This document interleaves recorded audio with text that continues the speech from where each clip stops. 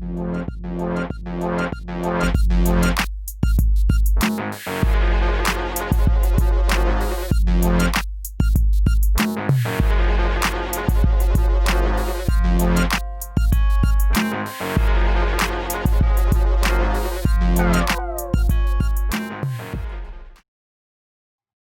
You're tuned in to another episode of Community Chat, the series of community chat programs that you're going to be watching over the next couple of weeks will be focused on local candidates, candidate 2020 type conversations. We're in today's day and age where we are all trying to find our way out on the other side of COVID-19 and having to practice social distancing. This at this moment, I think, is a good way to help the candidates get out there and get exposure, seeing that they can't necessarily go up and shake people's hands and have face-to-face conversations. This is another avenue to help you better understand the folks who are going to be on the ballot, the town of Abington's ballot, come June 23rd.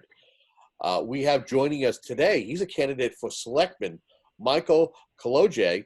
Michael, welcome to Community Chat, sir. Hi, Kevin. Thank you for having me. For those who are new to town government or don't know who you are, take a moment to tell us a little bit about yourself. Okay. Well, I grew up in Milton, eventually moved to Norfolk, and eventually ended up in Abington. Met my now wife, moved in probably about almost 10 years ago now. And I've been on the fire department now for, it'll be 7 years in June. Time flies. I have, let's see, we've got a bunch of kids together. We have my 3 daughters from my previous marriage. My wife has her daughter and then her son that he's 21, lives down in Florida. And then together we have a son, James. So we got quite a full house, heavily involved in the schools. The kids are anywhere from high school to James just finished up Beaverbrook by no choice of his own, but with everything going on, we, moves on to Woodsdale next year. I've been in EMS for close to 18 years. I was actually doing the numbers just before talking to you. I can't believe I've been doing this for 18 years. I've been a medic for 13 of those 18.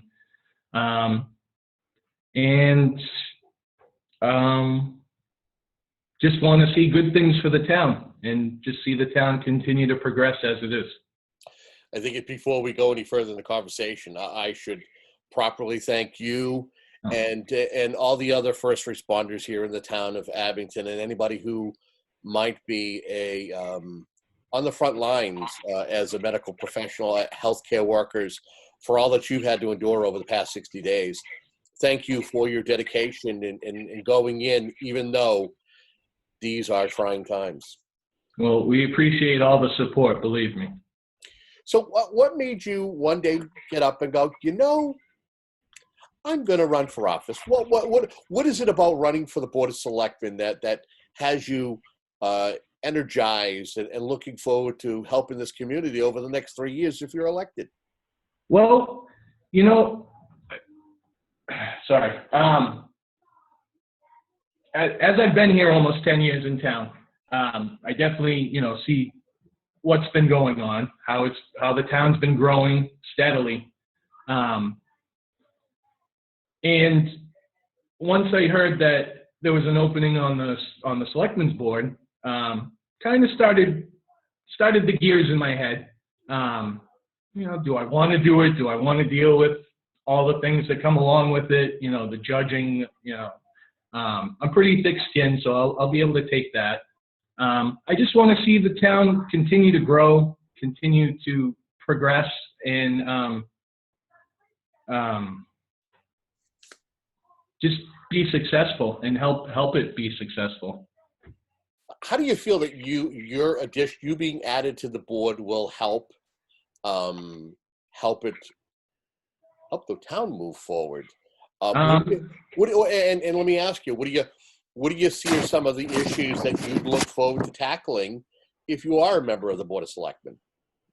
Some of the things coming up, especially one, and again, if I am on the fire department, so I am limited to what I can vote on. Again, I can't vote on anything that benefits me or the fire department. But again, one of the big things right now is the study for the new fire station. Very, very exciting stuff. That's one of the big things coming up. I know we'll be looking for a new police chief supposedly in 2021. If I'm elected, I'll be a part of that. Just another issue I know that I've seen come up in watching the meetings is some veterans issues where I guess we're sharing a veterans agent with Whitman, and some of the complaints, I guess for lack of a better word, is accessibility to the agent. And I'd like to see if we can't fix that, help it, come up with some solutions. And those are some of the big things. And of course, the general upkeep of the town, make sure the roads are good, make sure the roads are plowed, make sure if people have complaints. Again, I work for the people. That's number one. So if someone comes to me with a complaint, I need to find a way to address it. And that's what I really want to do. I want to help people feel like they have a voice in the government, in the local government, and feel like they're being heard.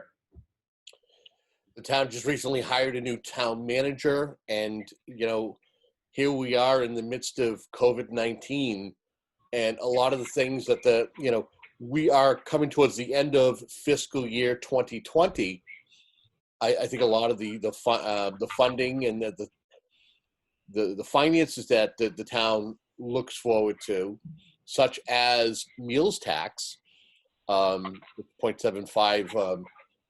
Of something that is purchased at a local restaurant, right, is going to be something that's going to be significant. Not to mention going into fiscal year 2021. What are your concerns on the budgetary level as far as seeing to cut town department budgets as much as 10 to 15 to 20%? What are your concerns as not only as someone who's running for office, but as a resident? I mean, you hate to hear cuts. Everyone gets scared, and believe me, some of the first people to go sometimes are the civil service, the firefighters, the police, the DPW. So that concerns me. But as a resident, like you said, it also concerns me because we don't want to lose those people. And on the other token, as a resident, I understand taxes and money, and you can't make money come out of nowhere. And right now, we're kind of have an unknown. We don't know how much money we might get back from federal aid. We don't know, it's just a lot of unknowns right now. And it's scary. It's scary to people. And I just, if we can all work together, and I don't doubt that we are now all coming together and the departments are trying to figure out what can we, lose here, what can we not lose here. And again, just, working together as a town to make the best of a maybe less than good situation. Okay. One of the things I think Abington residents might have a vested concern in is the town's joint involvement in the Weymouth Naval Air Station. Yeah. It's seen yet another change when it comes to the developer who's, it seems as though every time there's a new developer brought in, there are promises, there are plans put forth, and that group or that organization can't make it through or make good on its promises. What is your understanding of the town of Abington's role in Naval Air Station, and what are some of the things that you're hoping can get accomplished once that parcel of land that is known as Abington's is going to offer Abington, whether it's commercial space, whether it's more residential? What's your understanding? Honestly, I don't know too much about the current situation with Union Point. I can honestly tell you that when they were doing the farmers markets and the food trucks and the movie nights, that was a great, great thing. And I can tell you my family participated in it. And then, you know, the next year when they weren't doing it anymore, we were all very disappointed because it was nice. It was something different for us to all go and do. As far as what's going on with Union Point and our little piece of land there, I definitely want to familiarize myself with it, see what the plans are, see what the developers' plans are, and how it is going to affect us. Like, are we going to have to come up with more police? Are we going to have to come up with more fire? If we have more buildings, you need more fire protection. So, you know, it affects everything. And again, I plan on familiarizing myself much better than I am right now.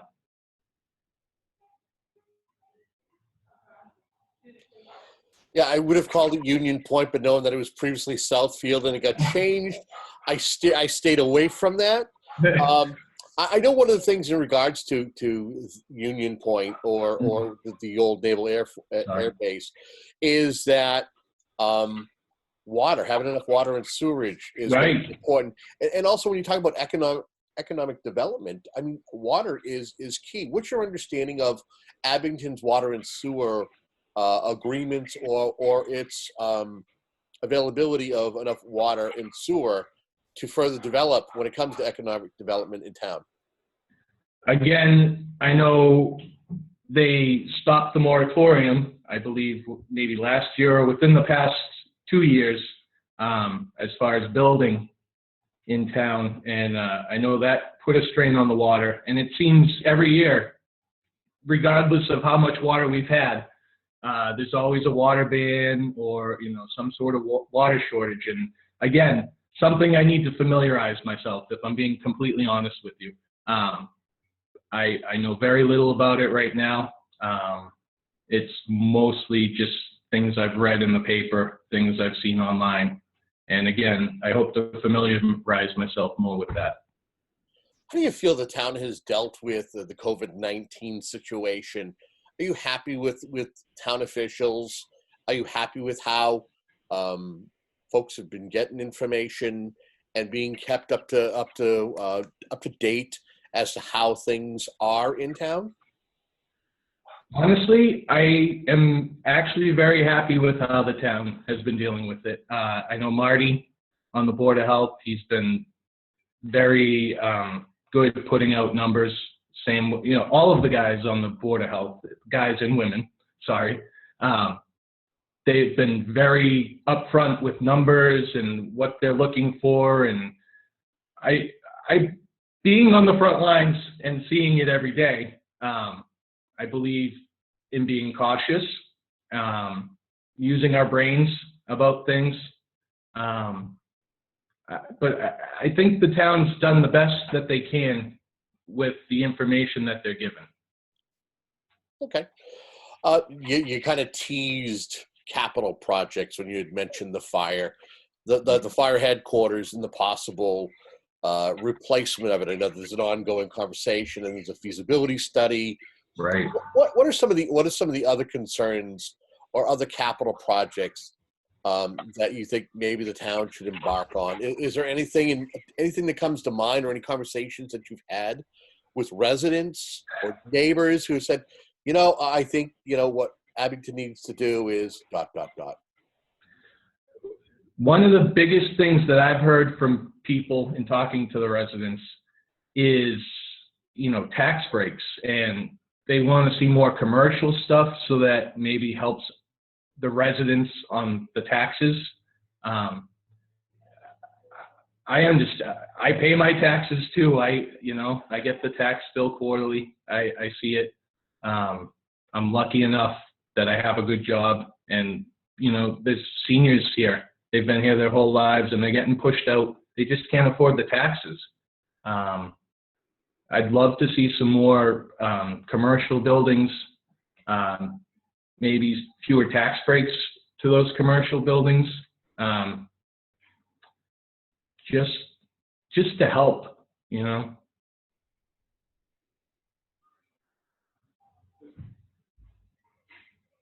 Oh, I can't hear you, Kevin.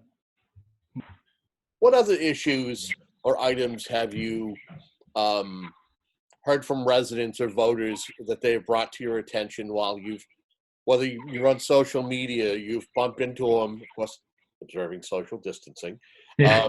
but you've had a chance to have conversations that maybe you could discuss here for a moment? Honestly, right now, it's been, for the most part, the simple things like, can you pave my road on this street? Or, can somebody replace the street light on this street? Which is good. It's small town stuff, and honestly, it's important stuff. It makes the town operate, I know one thing that some people have come to me about is this current police study and finding out why we're losing so many police officers. I know I've been here since 2013, and I believe the number is somewhere around 34 to 35 officers that we've lost, either resigned, gone on to other jobs, or have taken early retirement. And I look forward to the study to see exactly what's going on. That I'm all about facts. I want to know, people can say one thing and they can have an opinion about things, but I want to see on paper what's going on. What did this study find? Why are guys leaving? That's probably one of the bigger ones, honestly. And again, the veterans, a lot of the veterans have come to me and said, I'd like to have more accessibility to the veterans agent. And that's no fault of the veterans agent, believe me. You're trying to do two towns. I completely understand. But maybe we can work something out. Maybe we can come up with a plan and, help our residents out. So I would ask you, so this is your first run for office. Have you been appointed to a board, or is there any civic organizations that you've been a part of over the years that you feel has kind of helped groom you for this particular moment in the limelight? Honestly, Kevin, this is my first big jump into politics. It's something I've been interested in. I shouldn't say I've never been interested in it. I've always been interested in it. No matter what town I've lived in, I've tried to follow it, because that's how you know what's really going on. But I feel like, I'm 39 years old. My kids are older now. I'm comfortable in my job, and it's something to try. And, my whole intent is to make the town better. I'm not looking to make waves. I want to see this town continue to grow. Because I love it. I really do. I love Abington. I love the parades. I love, the fireworks, Founders Day fireworks that they just did. You name it. And we have so many great things. Island Grove. Just want to keep seeing the town grow. Before we wrap up here, is there anything you want to take a moment? Maybe we didn't touch upon it. Anything you want to touch upon before we wrap up, and take a couple of minutes to speak to? Honestly, I just want people to know I'm here. I'm here to listen. I may not agree with you, but that doesn't mean we have to be enemies. I think we've gotten away from that in life in general, to be honest with you. It's okay to disagree with people, but you can still respect them too for their opinion. And I can promise you that we may not agree on things down the road, but I'll always have an open ear, and I'll definitely try to show you my point of view, but I'll also accept yours. And if folks want to reach out to you and contact you, how can they do that? Best way right now is on Facebook. I have my page, Mike Kolodziej, or a committee to elect Mike Kolodziej for Abington Selectmen. I've had some posts on Life in Abington Uncensored, and I've had friends share. So right now, that's probably the best way. If anyone needs to get a hold of me, ask questions, I'm an open book.